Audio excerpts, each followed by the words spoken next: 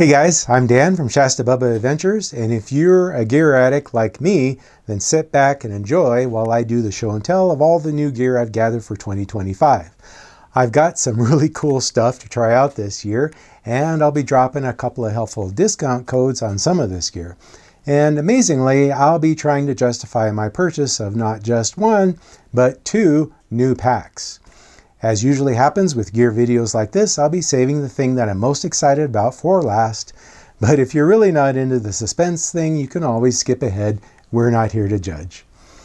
Couple of quick disclosures to make. First, some gear I bought myself, some of it I got a pro discount on, and some was sent to me for free, but with no obligation to say good things about it. And I'll be sharing that as we go along with each item so that you know whatever biases I might have.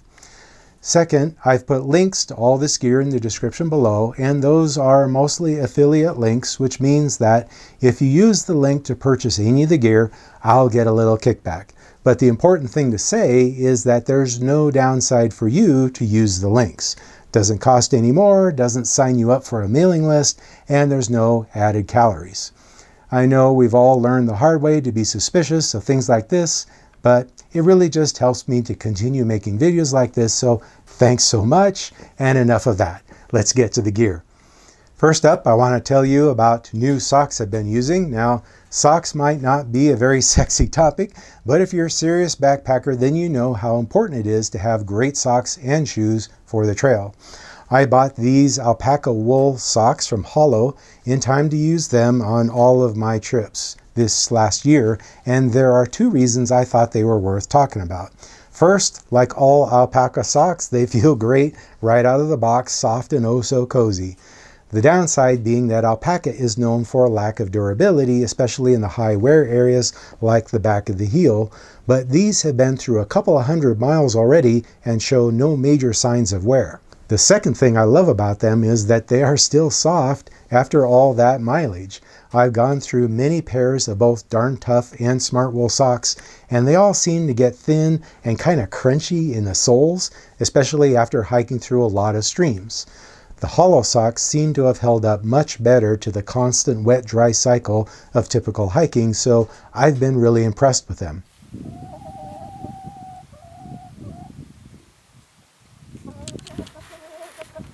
Where's that in?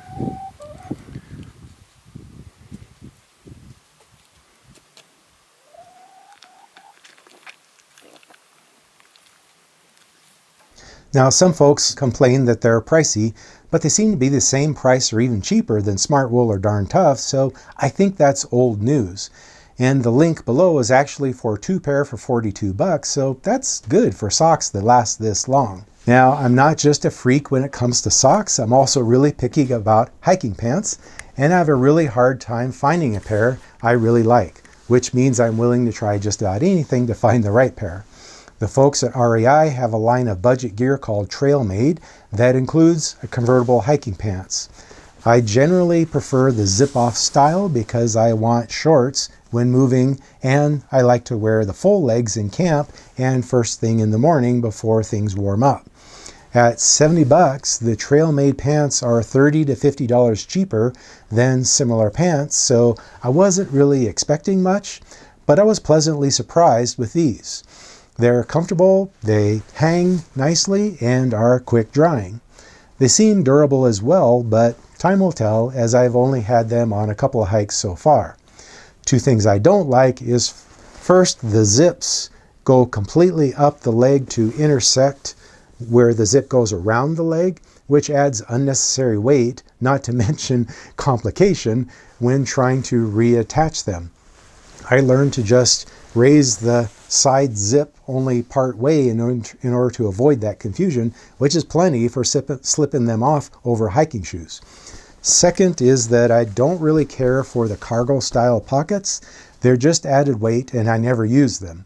I much prefer the pockets on these guys, which are the Trail Made hiking shorts. And you see there's just one pocket and it's placed more on the side versus in front of the leg. I find that more comfortable because I don't really feel whatever I have in them versus the pocket in front and my thigh bangs against whatever is in the pocket with each step.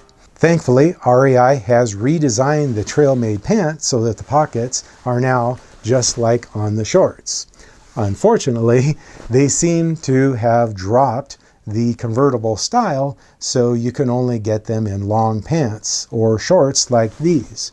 To get a zip-off style, you now have to bump up to the Sahara pants, which, they're still good pants, but they're priced similar to other brands. The trail-made shorts cost $50, but are often discounted, and by the way, they make a trail-made jogger-style pant too, if that's what you prefer. And it looks to have the better pocket placement too. By the way, I bought the shorts because I wanted to try backpacking with just shorts, since that's what I end up wearing most of the time anyway, plus they would be more comfortable without the zipper across the thigh. And those worked great for that. The idea is that instead of zipping on the legs when you get cold, you just put on a pair of wind pants, which are lighter and potentially more versatile than the convertible pants. Unfortunately, the one trip I had that on, I got into a terrible bushwhacking situation that tore up my shins like a cheese grater, and I didn't dare put on the wind pants and get them shredded too. So the jury is still out on that method of hiking. I'll give it another try on a more traveled route and let you know how that works for me. The other half of that strategy that I also bought this year are the Copperfield wind pants from Enlightened Equipment for $80. And weighing in at, get this, 1.5 ounces. Now, I've talked before about how incredibly useful a wind shirt has been for me. In fact, I made a whole video about it, but this is my first pair of wind pants. And I have to say, wow, they really look like a tailored garbage bag. Now, I have a lot of faith in Enlightened Equipment as a company, and so I'm trusting that these are going to be more durable than they appear at first glance, but we'll see. I do know that the Copperfield wind shirt is one of the best available right now, so high hopes for the wind pants. Now, there are two pieces of gear that I've been wanting to try for a long time because they are just super popular with the thru hiking crowd. And they are the NB10000 power bank and the NU25UL headlamp, both by Nitecore. In the category of great timing, right when I was about to break down and purchase these guys, Nitecore actually reached out to me and offered to send me some of their gear free for testing. I casually replied that I might be interested in these two things, and bang, here they are. So thanks so much to the folks from Nitecore. The Gen 3 power bank has dual Type-C USB outlets, which is great if all your electronics are up to date, but if, like me, you hold on to old things until they die, you might actually want the Gen 2, which is still available and has both C and A outlets. Wow, look how tiny that power bank is. It weighs in at 5.3 ounces, and at $65 for the Gen 3 is on the expensive side. There are a lot of cheap no-name options on Amazon, but hopefully that's justified by durability and reliability. Stay tuned. The NU25UL is a perennial favorite and one of the best headlamps on the flooded market. For many years I've gotten by with my Petzl e+lite, which is less than 1 ounce and has been plenty for me for most of the time. But the reason that's been okay is because most of my hikes are in the summer months with long days, and the only time I needed a light is in the middle of the night to find something in the tent. There have been some trips I never even used it once. But in the shoulder seasons, different story. As the days get shorter, I still want to be out there, and there are times when I'm setting up camp in the dark, and possibly even hiking in the dark. The e+lite at just 30 lumens is practically useless in those situations. So that's why I wanted to try something brighter. And here's the NU25 that puts out a whopping 400 lumens and only weighs 1.5 ounces. Coincidentally, right after Nitecore sent me this headlamp, Flextail came out with a very similar model called the Tiny Helio 600Z, and since I liked the Zero pump so well from last year, I agreed to do a head-to-head comparison of these two headlamps. Priced about the same, right around $35, these two have a lot of similarities and some important differences, starting with the FlexTel Lite putting out an even more impressive 600 lumens, although it's also slightly heavier at 2.1 ounces. Now, for a lot of folks, 1/3 more powerful at the same price and only half an ounce weight penalty might make the FlexTel a no-brainer, but it's not that simple because there are other variables. They both have the same size rechargeable battery and virtually identical string headbands, but the Nitecore is actually significantly slimmer and I think has more intuitive controls. And I'm guessing it's going to be slightly more comfortable to wear for longer periods. Two things I already don't like about both models is the string headband. I'd really prefer the narrow ribbon on the e+lite, which is not just more comfortable, but actually lighter. Second is they both have these gigantic closures that's fixed in the middle of the back, meaning that it's going to be a big lump to lay on when I want to read before sleeping in bed. Anyway, I'll be doing a lot more in-depth video later in the season comparing these two great headlamps. FlexTel must like me because they also sent two other bits of gear. First is the tiny repeller, which is a really interesting method of insect repellent. It has these two little mats with mosquito repellent that go in the side, and the unit heats up enough to release a cloud of this scent, which they claim extends out to 40 feet from the unit. The mats last from 5 to 20 hours, depending on how wide the area chosen is to clear, and the replaceable extra mats only weigh a few grams. The unit itself weighs 5.3 ounces, costs $53, and has a light included that has 3 settings from 50 to 400 lumens. Now, I do think they could shave the weight down a bit by losing the big magnet off the bottom, and really, I don't need a light if I'm carrying a headlamp, but then I saw on the website that FlexTel actually does make a lighter version for the same price and stripped down to just 0.8 of an ounce. Although it does require an external power source, not a problem if you're carrying a power bank like the Nitecore. I took this on a couple of trips last summer, but strangely never encountered enough mosquitoes to test it. So I'll try again this year and let you know how effective it is. If this system does work well, that light repeller version could be in my future. The second thing FlexTel sent me was the Max Pump 3. Now, initially, I admit I rolled my eyes at this one and actually kind of hinted that they not send it because I couldn't imagine using it, especially when the zero pump works so well for me. But I'm actually really glad that they did because I did use it as a great little lantern on a trip with some buddies to a Forest Service cabin. So that got me thinking that it's a functional little unit for car camping. Looking closer at the stats, I see now that the rate of flow for the max pump is 500 liters per minute versus 180 for the zero pump. And that comes at a weight cost of just 2 more ounces, meaning it should fill the sleeping pad in less than half the time. Now, having said that, I do wish FlexTel would stop putting lights in everything and adding unnecessary weight. And the zero pump taking twice as long just means I get to sit and rest at the end of the day for another 30 seconds or so.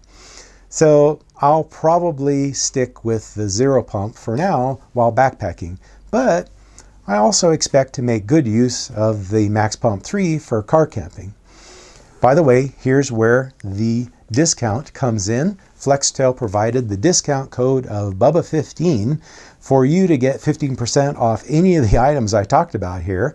That includes the Helio headlamp, the tiny repeller, the Max Pump 3, and even the zero pump, if using the link below, so thanks so much to the folks from FlexTel. I saw this new type of powdered meal on Garage Grown Gear, and the folks at RecPack kindly supplied me with 2 free samples to try out. You just add water and shake it up for a 700-calorie meal with 43 grams of protein and a load of other healthy stuff for energy and sustained strenuous activities. Now, there are 2 situations where I thought this might fit my style of backpacking. First is that I like to get up early and eat a quick cold breakfast in the morning in order to get on the trail early. The coffee flavor sounds perfect for that, and since the top is resealable, if it's too much for breakfast, I can just sip on it as I'm going down the trail. It seems to me this bag, could actually be a secondary water bag too for multiple uses. Second is when I'm not really feeling hungry at the end of the day enough to make a whole freeze-dried meal for dinner, but I know I need calories for sleeping without freezing to death. The chocolate version should come in handy there. The weight is 6.6 ounces, the cost is $13, so both similar to a freeze-dried meal, and the website said that it's designed by top endurance sports dietitians for complete nutrition when you're on the move in the toughest environments. So I'm expecting this is going to be like Popeye with spinach. If it works great and tastes great, I'll definitely let you know about that. Okay, now we finally get to the big stuff. And the first of the 2 packs I got is actually easily justifiable and probably not a big surprise if you follow the channel. I invested in the larger Kakwa 55 from Durston Gear, and it's in the 200X material for highest durability, which costs $260, still a great deal for an excellent pack. After using the Kakwa 40 for over a year, it quickly became my go-to pack for nearly all my trips. The only times I needed something bigger was when pack rafting or going on longer trips more than 4 days, or the really fringe shoulder season trips when I'm carrying bulky winter gear. Now the Kakwa 55 won't be enough for pack rafting, but it does work great for the other situations, and frankly, if they had come out with this one first, I probably wouldn't even own the 40 because the 55 is just 2 ounces heavier for a total weight of 31 ounces in my size large with the 200X material. And I can easily roll down the top and tighten it up good so I can use it for an overnight trip, no problem. The other biggest improvement of the 55 over the 40 is the larger front pocket, which was my biggest complaint about the smaller pack, although I believe they did also increase the size of the mesh pocket of the 40 after my version. As with all gear made by Dan Durston, it's constantly being improved and upgraded, and there are several minor details that are different on the new versions of both sizes of the Kakwa. For example, the shoulder pockets are slightly larger, there are drain holes in the side pockets, and the buckles are different. They're a very cool version of the Durston logo. But I have to admit that I prefer the old ones because these are just a tiny bit more fiddly to close. Other changes are the shoulder straps are wider and sewn differently, and the yoke is gone from the top of the straps, so they now attach directly to the main bag. Haven't noticed a difference from those changes in how it feels. I got the Kakwa 55 in July last year and used it on all the trips after that. It worked great, and I really can't imagine needing another pack except for a larger one for pack rafting. So what possessed me to get yet another one? Well, here it is. This is the Mountain Magic